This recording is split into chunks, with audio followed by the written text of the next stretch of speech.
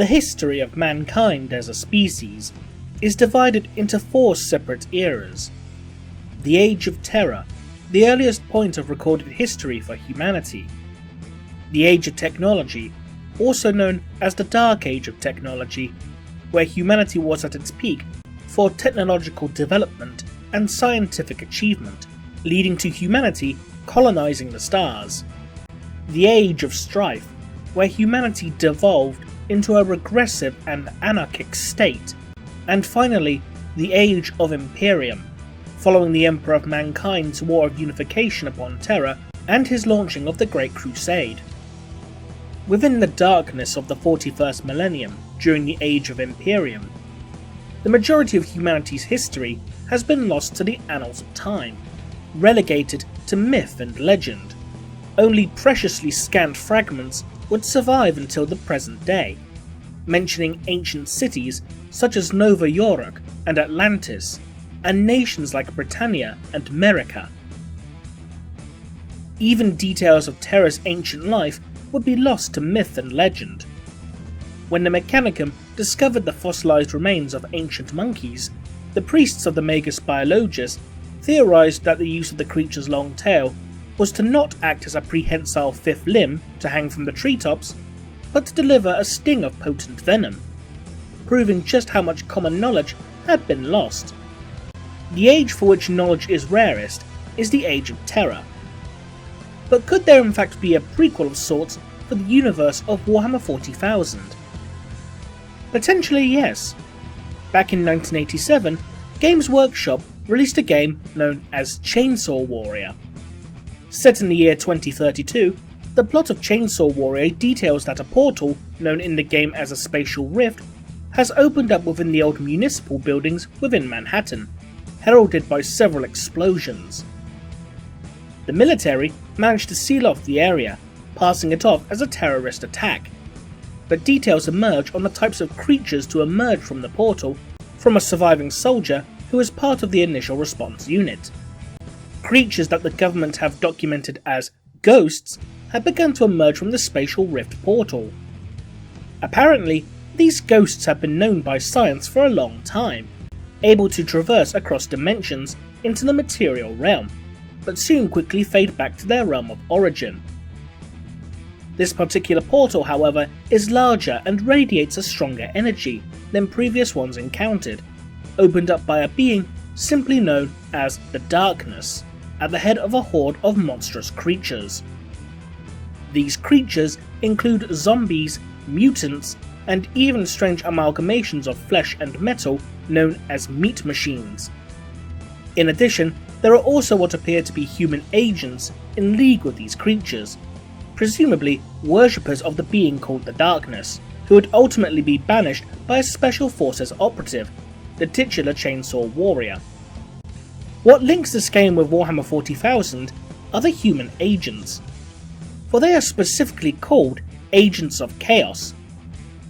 This may initially seem like a tenuous link at best, but these Agents of Chaos utilise as their sigil not only the 8-pointed Star of Chaos Undivided, but at least one of them bears an icon that is more or less identical to the Rune of Khorne, the Blood God, save for one missing line of detail. Not only that, but a description of the ghosts is highly reminiscent to that of demons, who when they enter the material realm through a warp portal will quickly find themselves banished back to the Immaterium unless bound by ritual or possessing a mortal host. Even the presence of zombies can be explained as being due to the energies of the chaos god Nurgle, who also created a contagion that would eventually become known as the Zombie Plague. The being known as the Darkness, while unlikely to be a fully fledged chaos god, is still likely to have been either a greater demon or a demon prince of some kind.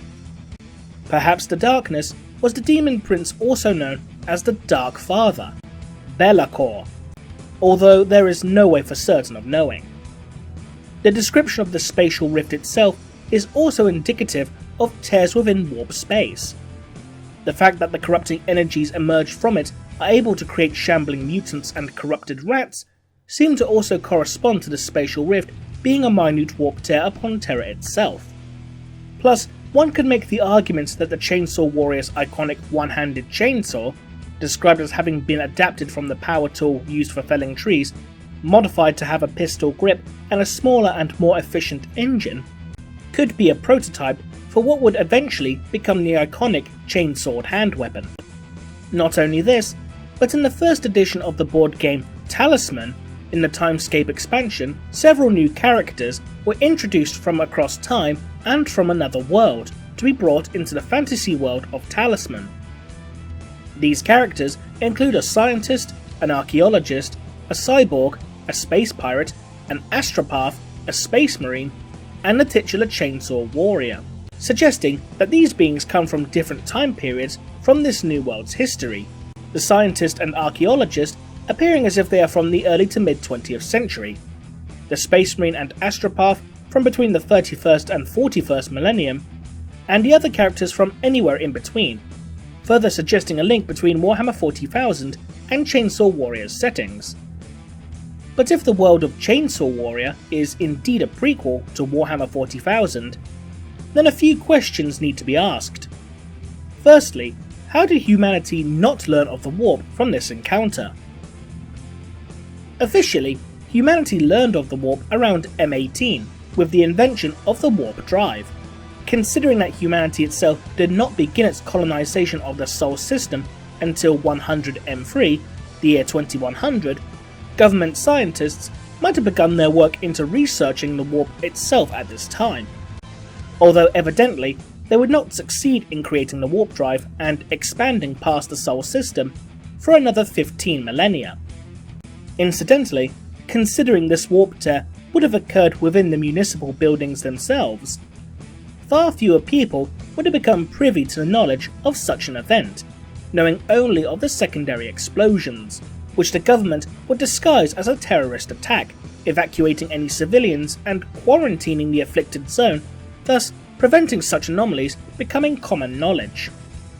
The second major question would be thus: where was the Emperor of Mankind during this event?